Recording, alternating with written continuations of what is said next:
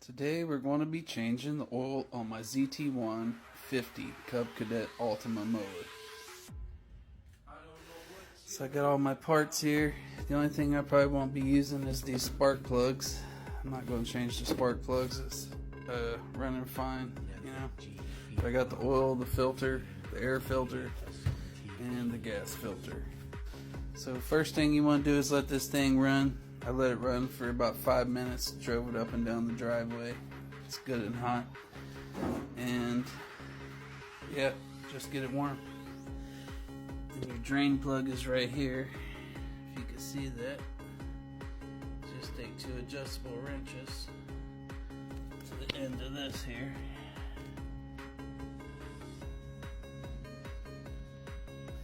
So I got my 2 trusty adjustable wrenches here. Go right here and open these up and let it flow on into here. And so before I let the engine get hot, I put this in there just a little bit, maybe not much at all, you know, and let the motor run. Kind of helps on the longevity of the motor. I don't know what they put on this thing to seal it up, but it's really tight to get off. End up using the adjustable wrench and a 13-inch wrench here to get it loose, which I got it loose. I'm about to open it up here. I forgot to mention, you guys should always know it's lefty loosey, righty tighty, so you don't strip this thing out. This buster open. And there she goes.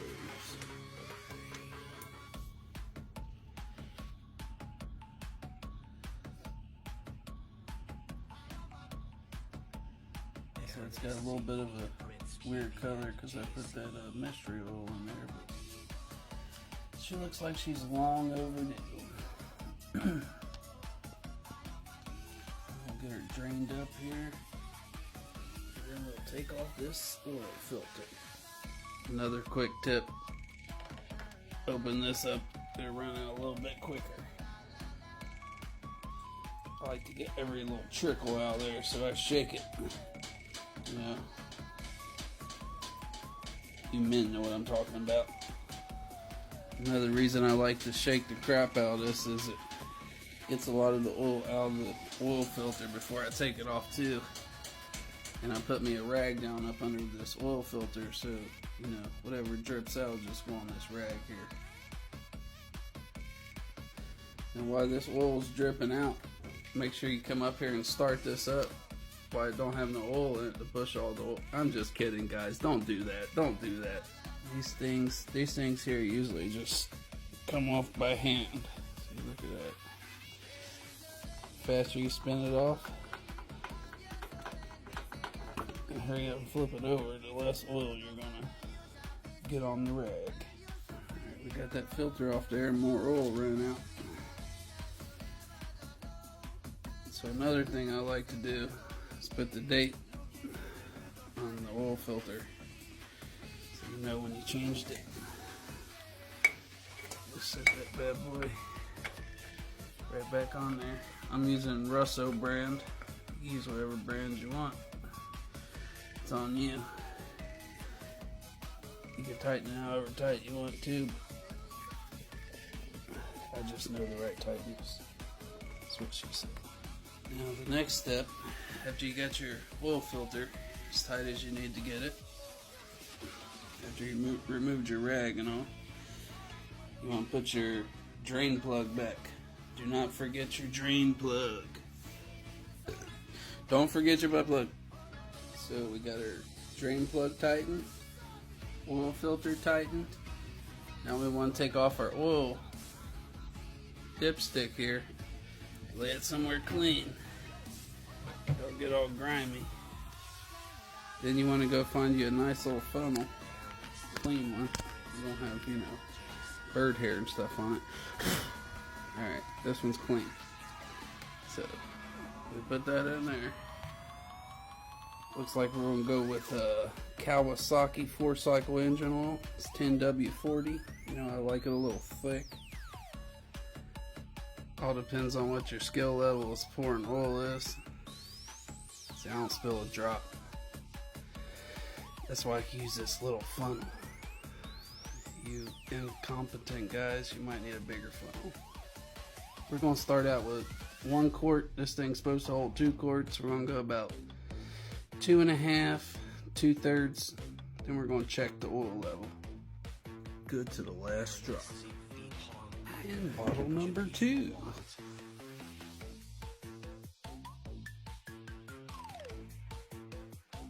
So I didn't film the filter removal because you know, it's quite hard to do it one-handed, but you just squeeze these together with a pair of pliers, slide them up to about right here, slide that one down, then wiggle off the old filter and make sure you have a rag up under it to catch the old gas.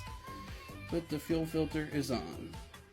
So before we try to start this thing up, we want to do a little check. We put the plug on, we put the filter on, we put the oil in, we put the fuel filter on. Everything's good, so we should be ready to start this thing. And let's see if she fires up.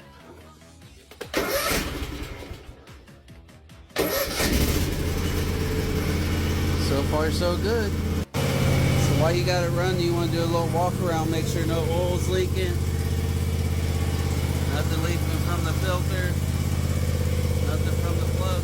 Looks like we're good to go. So now I'm going to let it sit there and run for a few minutes before I pull it back in and check the oil level. Well, there we have it, guys. I just let it, pulled it back in here to let it cool off a little bit, but we want to check and make sure that no oil is leaking from the filter. No oil is leaking from the drain plug. No gas is leaking from the gas. So we're back with the final step. This lifts up. This lifts up for the cover for the filter. See, I already took it off. See how dirty? You unscrew this, it pops right off. I'm actually going to blow this one out because this is actually probably a better filter than what I ordered.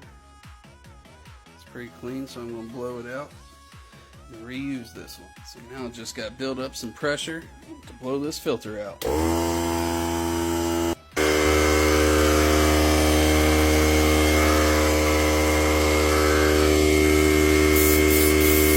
I like to plug the filter hole to make sure nothing goes in the innie.